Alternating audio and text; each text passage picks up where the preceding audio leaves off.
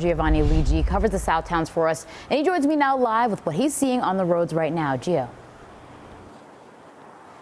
Well, Taylor, right now the situation here is really rapidly changing, and right now it looks a bit deceptive outside, given there isn't much snow falling. But what we've seen so far are these strong, intense bursts that are really fueled by the wind, creating these essentially whiteout conditions, making it almost completely, making the driving conditions really just completely difficult for people here. So throughout the day here in the Southtowns, the snow hasn't been constant. It's really come in those fast-moving bands, dumping snow quickly, then breaking just long enough to give a false sense of security. Basically what we're seeing right now, but add in those strong winds off of Lake Erie in the bitter cold, and officials say visibility can drop to near zero in seconds, catching drivers off guard. Earlier today, I spoke with Hamburg's emergency manager, Sean Crotty, right along the water, where blowing snow into those icing conditions made it clear just how dangerous the store really can become this evening.